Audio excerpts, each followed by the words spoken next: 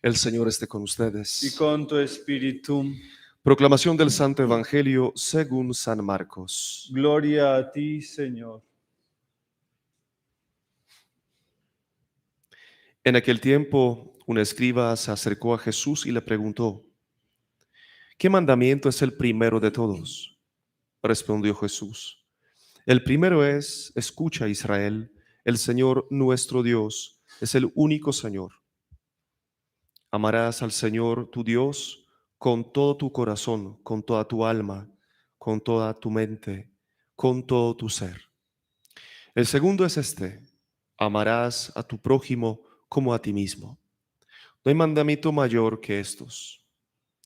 El escriba replicó: muy bien, maestro, sin duda tienes razón cuando dices que el Señor es uno solo y no hay otro fuera de él, y que amarlo con todo el corazón, con todo el entendimiento y con todo el ser, y amar al prójimo como a uno mismo vale más que todos los holocaustos y sacrificios.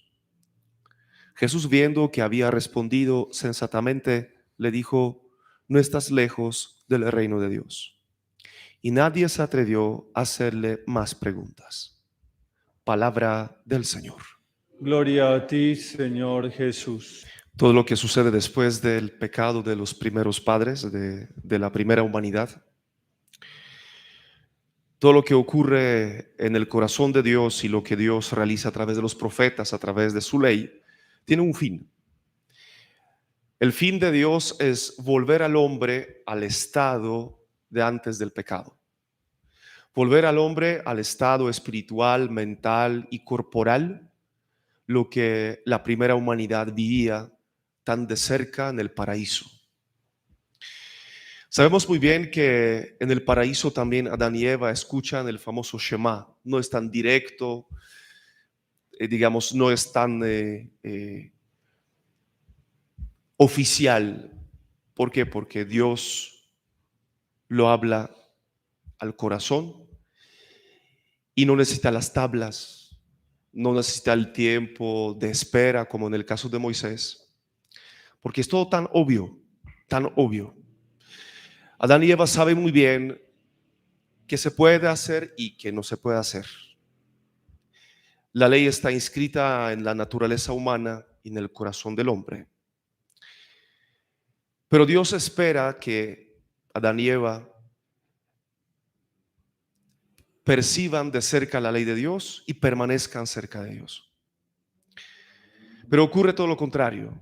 Entonces luego, cuando Dios llama a su pueblo, cuando Dios llama a Abraham, cuando Dios habla en la época de Noé, es recordar que hay una ley que no cambia. Hay una ley inscrita en el corazón humano que forma parte del funcionamiento equilibrado de la humanidad.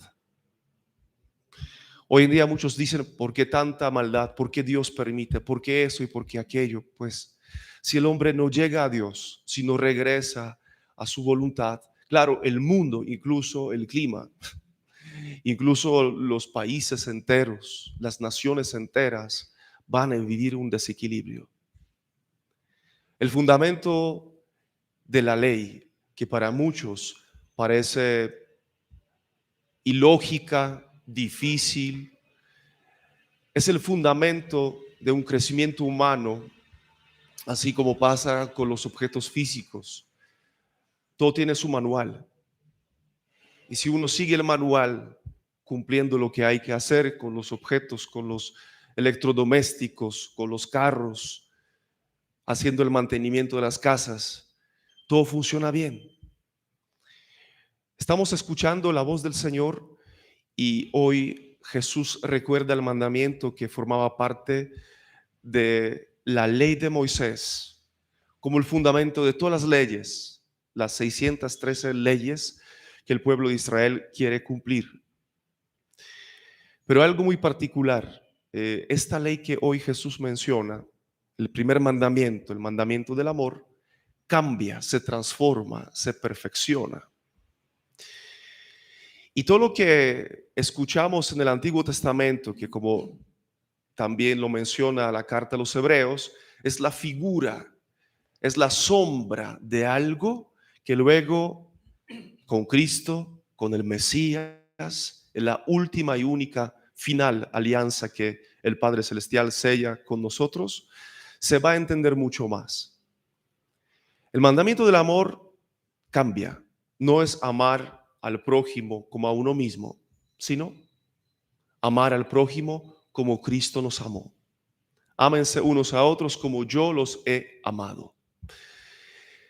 Ya no son los animales, no son las ofrendas que se presentaba en el altar del holocausto, sino es la ofrenda de Cristo. Y por ejemplo, la famosa ofrenda de paz, cuando los judíos presentaban un animal perfecto y entraban al atrio y entregaban el animal a los sacerdotes, pronunciando los pecados en voz alta, una parte del animal quedaba quemada en el altar del holocausto, otra parte quedaba con el sacerdote y la tercera parte la familia judía llevaba a la casa para compartir en familia. Es el sacrificio de Cristo, el sacrificio que nosotros entendemos como el sacrificio de paz, que presentamos al Padre Celestial y al mismo tiempo nosotros compartimos en nuestra familia, la familia de la iglesia. Y así podemos ver cómo todo se transforma y se perfecciona. ¿Con cuál fin? Con el fin que nosotros podamos volver al paraíso. Cuando estamos exponiendo el Santísimo Sacramento de la Eucaristía, cuando lo exponemos una custodia grande, cuando la gente se acerca y se arrodilla, estamos ejerciendo el mismo acto de amor que antes del pecado Adán y Eva hacía. Contemplaba a Dios todos los días. Llegaban a la presencia del Omnipotente. Cuando se nos habla del Espíritu Santo que escribe la ley en nuestros corazones, es lo mismo que vivía Adán y Eva en el paraíso.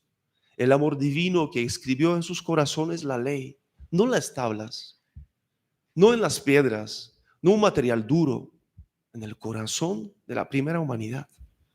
Cuando se nos menciona, y más adelante nos damos cuenta que se nos va a hablar de la resurrección, muchos se preguntan, ¿para qué la resurrección?